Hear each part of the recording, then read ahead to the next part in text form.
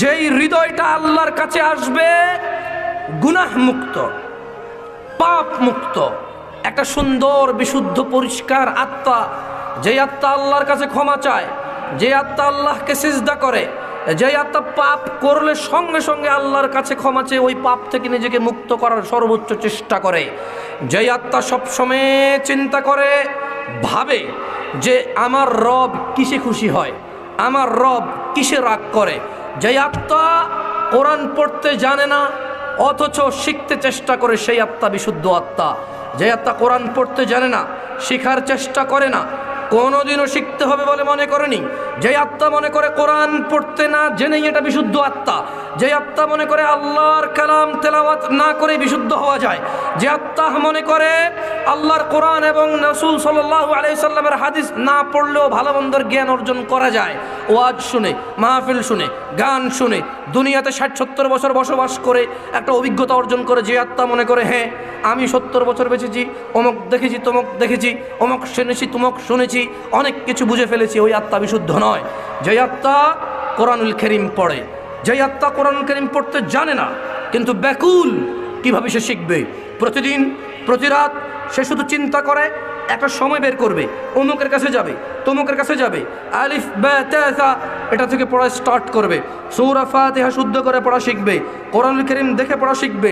Even কোরআনুল কারীমের যে বঙ্গ অনুবাদ রয়েছে, আল্লাহ যে কথাগুলো আরবিতে বলেছে ওই কথাগুলোকে বাংলায় অনুবাদ করে পড়তে চায়। আল্লাহ সুবহানাহু ওয়া তাআলা বলছে ইয়াউমা লা ইয়ানফাউ মালুন ওয়ালা বানুন, যেদিন কোনো ছেলে সন্তান, কোনো সম্পদ কোনো কাজে আসবে না, টাকা পয়সা, ইল্লা মান আতাল্লাহ বিকলবিন সালিম, সেই দিন উপকৃত হবে শুধু সেই অন্তর, সেই বিশুদ্ধ আত্মা, যেই আত্মা বিশুদ্ধ এবং পরিষ্কার, যে আত্মা ক্ষমা পেয়েছে তার রবের। আল্লাহ বলেছে সেই দিনের পরিস্থিতি হবে ওয়া উজলিফাতিল জান্নাতু লিল মুত্তাকিন, এবং যারা আল্লাহকে ভয় করে, মুমিন মুত্তাকি, আল্লাহ ভীরুদের সামনে আল্লাহ তাআলা জান্নাতটাকে কাছে করে দেবে। যারা আল্লাহকে ভয় পায়, যারা জানা করার ক্ষেত্রে আল্লাহকে ভয় পায়, মদ খাওয়ার ক্ষেত্রে আল্লাহকে ভয় পায়, মিথ্যে বলার পূর্বে আল্লাহকে ভয় পায়, যারা দুর্নীতি করার পূর্বে আল্লাহকে ভয় পায়, জুলুম করার পূর্বে আল্লাহকে ভয় পায়, আজান হয়ে যায় ঘুমিয়ে থাকতে আল্লাহকে ভয় পায়, আজান হয়ে যায় রিক্সা চালাতে আল্লাহকে ভয় পায়, আজান হয়ে যায় ভ্যান চালাতে আল্লাহকে ভয় পায়, আজান হয়ে যায় মুদি দোকানদারি করতে আল্লাহকে ভয় পায়, আজান হয়ে যায় শিক্ষকতা করতে আল্লাহকে ভয় পায়, আজান হয়ে যায় তার উস্তাদ, বস, উমুক তুমুক নেতা নেত্রী, ডাক্তার, ইঞ্জিনিয়ার, পাইলট, পয়সাওয়ালা, তার মালিক, তার সুপারভাইজার, তার ম্যানেজার, এগুলোকে যারা পরোয়া করে না, যারা ভয় পায় আজান হয়ে গেছে সে উপস্থিত হবে না নামাজে, এরকম চিন্তা করতে যেগুলো ভয় পায় এদেরকে বলা হয় আল্লাহ ভীরু। যারা ভয় পায় শিরিক করতে, যারা ভয় পায় বিদআত করতে, যারা এটাও ভয় পায় যে আমি মূর্খ, আমি কোরআন জানি না, এটা আমার জন্য ভয়ের কারণ, সে শিখার চেষ্টা করে ভয়ে, আল্লাহর ভয়ে সে আল্লাহকে জানার চেষ্টা করে, আল্লাহর ভয়ে সে আল্লাহকে বোঝার চেষ্টা করে, আর জ্ঞান অর্জনের জন্য সে আল্লাহর কোরআন কিতাবুল্লাহ, আল্লাহর কিতাবকে সে নির্বাচন করে যে সবার আগে আমি এই কোরআনুল কারীম পড়া শিখব, এই কোরআনুল কারীম কি বলছে আল্লাহ তা আমি বুঝবো, বোঝার চেষ্টা করবে। আল্লাহ বলছে ওয়া উজলিফাতিল জান্নাতু লিল মুত্তাকিন, আর জান্নাতটাকে নিকটবর্তী করা হবে মুত্তাকিদের জন্য, যারা আল্লাহকে ভয় পায় তাদের জন্য। ওয়া বুররিজাতিল জাহিমু লিল গাওয়িন, এবং জাহান্নামকে খোলা হবে, এবং আগুনকে খোলা হবে, জাহান্নামকে উন্মুক্ত করা হবে তার দর্শকদের জন্য, যারা সালাত আদায় করে না, রোজা রাখে না, যাকাত দেয় না, বিদআত করে, শিরক করে, অজ্ঞতাকে নিজেদের আপন করে নিয়েছে, যারা গান বাজনা মদ জুয়ার নেশায় নিজেকে ভাসিয়ে দিয়েছে। আল্লাহ তাআলা সূরা শুআরা আয়াত নাম্বার 88 থেকে 108 মধ্যে আমি পড়ছি।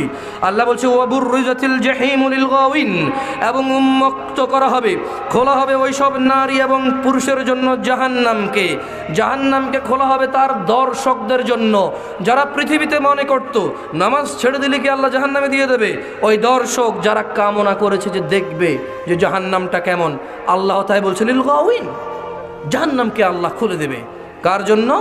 তাদের দর্শকের জন্য। আর যারা জাহান্নাম দেখবে তারা জাহান্নামে প্রবেশ করা থেকে নিজেকে ঠেকানো মুশকিল হয়ে যাবে। যাদেরকে আল্লাহ জাহান্নামকে দেখাবে যে দেখো তুমি ওখানে ঢুকবা, একটু দেখো, ওর জন্য বাঁচা মুশকিল হয়ে যাবে। দিনী ভাইয়েরা, গিলাতলার মানুষকে আমি বলবো সূরা শুআরার এই আয়াতটাকে একটু লক্ষ্য করতে। ওয়া উজলিফাতিল জান্নাতুল লিল মুত্তাকিন। আর জান্নাতকে, আল্লাহর বাগানকে, আল্লাহর সন্তুষ্টিকে আল্লাহ জান্নাতীদের, মুত্তাকিদের, আল্লাহকে যারা ভয় করে তাদের কাছাকাছি করবে। এই উঠে দাঁড়ান তো, একটু দিয়ে দাঁড়ান।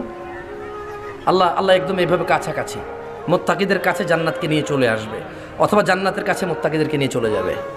কাছাকাছি হবে, দূরে হবে না। মুত্তাকিরা জান্নাতে ঢোকার পূর্বেই জান্নাত ওদের কাছে থাকবে। ওয়া উযলিফাতিল জান্নাতু লিল মুত্তাকিন। দিনী ভাইরা, গিলাতলার মহিলা এবং পুরুষ, এই বাচ্চাগুলো কে ভাই? বের করে দেন এদেরকে এখান থেকে, লাগবে না এরা। এখানে 10 জন মানুষ থাকতে পারবেন চুপ থেকে? 10 জন থাকতে পারবেন চুপ থেকে?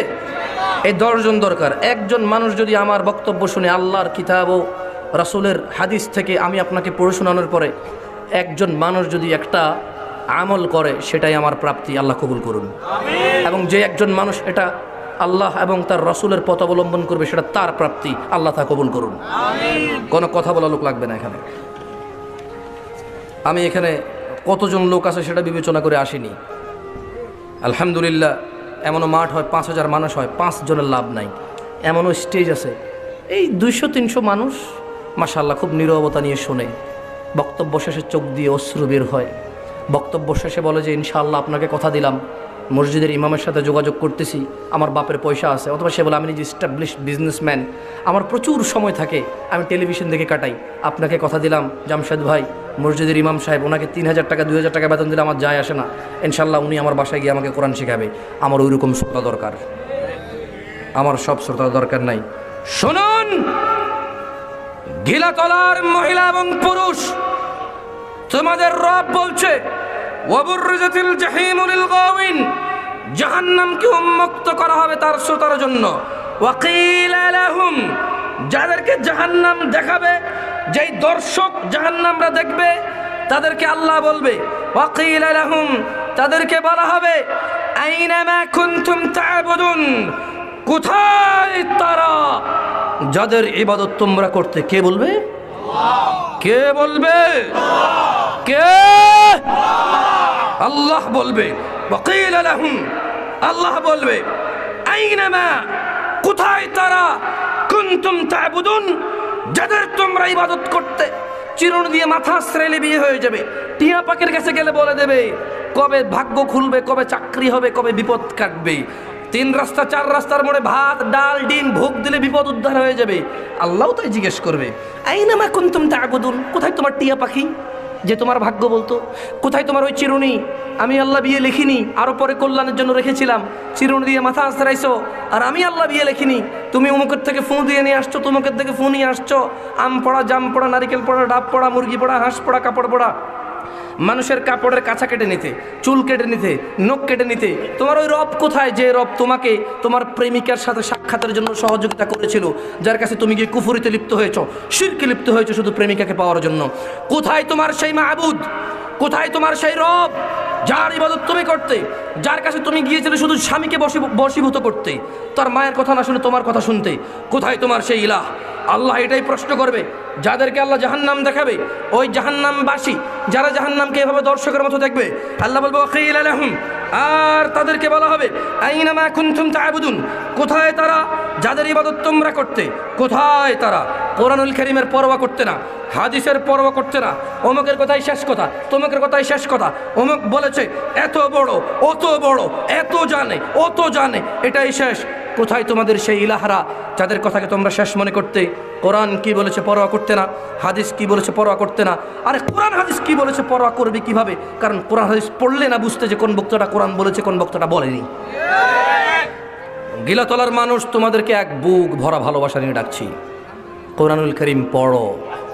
আমি এখানে তোমাকে কোরআনুল কারীম পড়ে শোনাচ্ছি, তুমি আমাকে শেখ বলছো, যদিও আমি শেখ নই। কেউ আমাকে হুজুর বলছে, যদিও আমি হুজুর নই। কেউ আমাকে মোল্লা মুফতি আন্তর্জাতিক খ্যাতি সম্পন্ন বলছে, যদিও আমি এগুলো নই। তুমি আমার কথার উপর আস্থা রাখো, তুমি আমার কথার উপর আস্থা রাখো। এই ছোট ভাই, তুমি এদিকে আসো, এদিকে আসো তুমি। হ্যাঁ তুমি এই বাচ্চাটাকে দিকে পাঠান। শোনো, তুমি এদিকে উঠে আসো। গিলাতলার মানুষ জেনে রাখো। আসো ছোট ভাই, তুমি এদিকে আসো, ভয় পেও না, আসো আসো আসো আসো। ওকে একটু নিয়ে আসেন একজনে।